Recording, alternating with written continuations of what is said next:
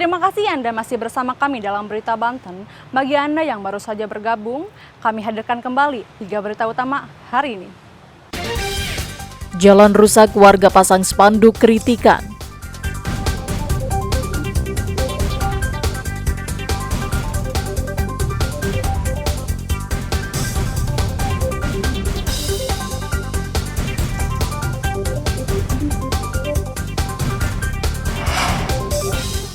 Curi tas di agen telur, 2 emak-emak ditangkap polisi.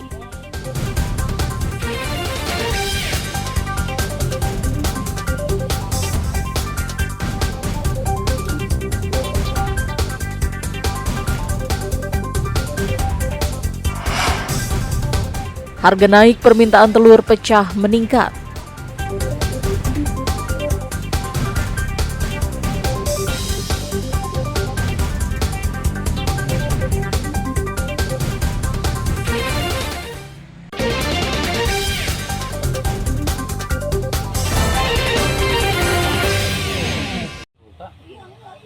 Berpura-pura hendak membeli telur, 2 orang emak-emak di Kecamatan Teluk Naga, Kabupaten Tangerang, menggondol tas pemilik agen.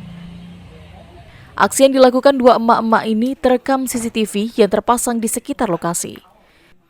Berdasarkan rekaman CCTV, 2 pelaku saling berbagi tugas. 1 pelaku berpura-pura memilih dan menawarkan harga telur, sementara pelaku lain masuk ke dalam dan berpura-pura memilih telur yang berada di dalam lapak.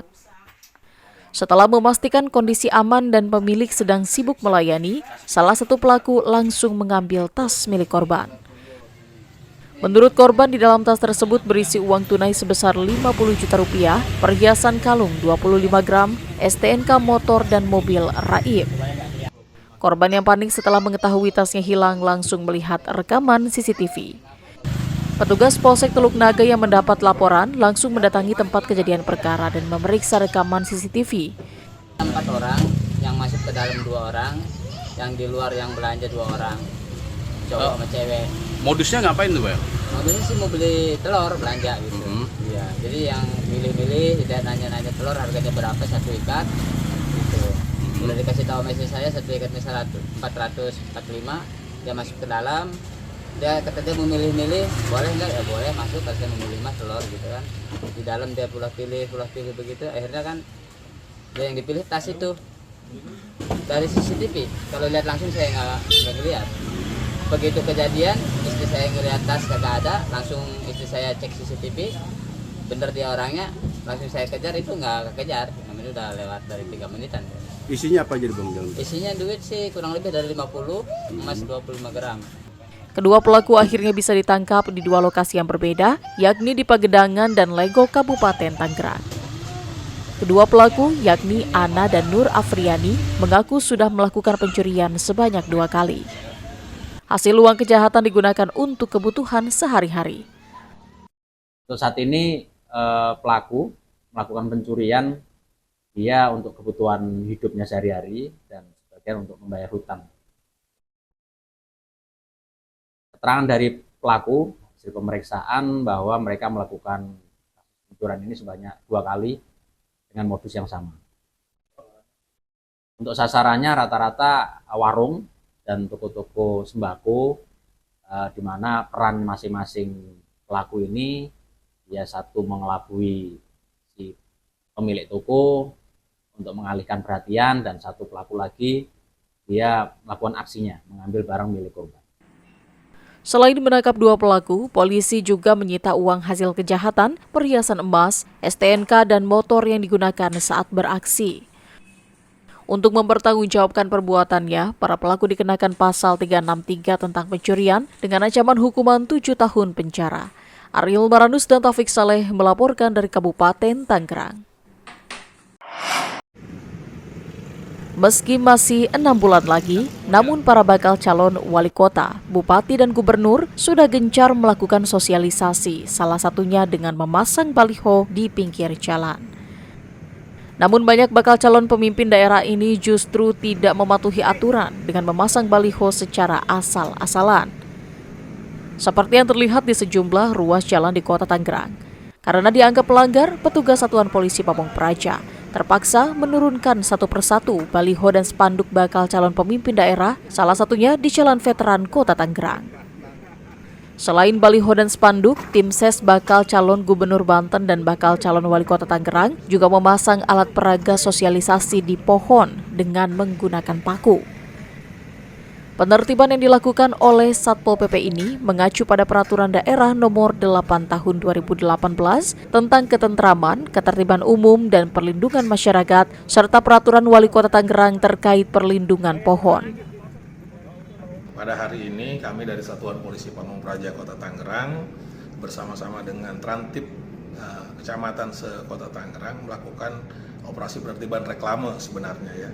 Jadi operasi penertiban reklame di mana fokus kami adalah kepada reklame-reklame yang melanggar Perda Nomor 8 2018 tentang Trantibum Linmas serta juga perwal tentang pengamanan pohon. Seperti itu. Kalau kegiatan sendiri ini rutin apa gimana ya? Berapa lama akan dilakukan? Sebenarnya kegiatan ini kegiatan rutin, hanya memang fokus saat ini dengan situasi dan kondisi yang ada, maraknya juga spanduk-spanduk reklame di pohon yang dipaku, dan ini adanya juga keluhan dari beberapa tokoh masyarakat terkait spanduk-spanduk tersebut, maka kami meresponnya secara serentak. Biasanya kami merespon secara parsial, baik itu masing-masing kecamatan ataupun juga Satpol PP Kota. Demi kenyamanan warga terutama para pengguna jalan, diharapkan tim ses bakal calon kepala daerah untuk memasang APS sesuai aturan yang berlaku.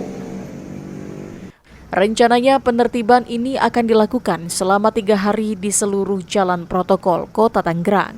Ariel Maranus dan Taufik Saleh melaporkan dari Kota Tangerang. Pasca ditetapkannya Johadi, Kepala Desa Babakan Kecamatan Bandung, Kabupaten Serang, terkait kasus hilangnya aset negara Situ Rancagede Cakung, Kejati Banten terus memeriksa beberapa saksi.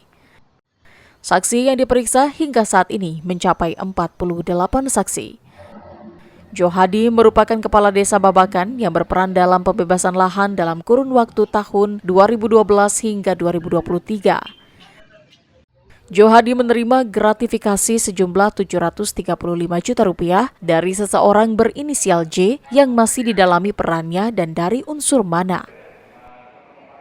Menurut Kasipenkum Kejati Banten, saat ini Kejati Banten terus mendalami kasus hilangnya aset negara tersebut yang merugikan negara hingga 1 triliun. Tidak menutup kemungkinan Kejati Banten akan kembali menetapkan tersangka dalam waktu dekat. Mega korupsi ini hanya ada sebanyak pertanyaan itu, apakah akan ada potensi tersangka lain? Ya, oke. Yang pasti sampai dengan saat ini Kejaksaan Tinggi Banten masih konsisten untuk menangani dan menyelesaikan kasus ini berdasarkan fakta-fakta yang ada dengan didukung alat bukti yang sah. Dan sampai saat ini penyidikan masih terus berjalan. Jadi tidak menutup kemungkinan ada tersangka lain dalam kasus Situ Rancagede ini? Ya, sambil kita lihat perkembangan penyidikannya ya tentunya. Johadi sendiri akan disangkakan dengan gratifikasi atau suap terkait pembebasan lahan Situ Rancagede. Kini dia ditahan di rutan kelas 2B Serang. Ariel Maranus dan Fajri Munawir melaporkan dari Kota Serang.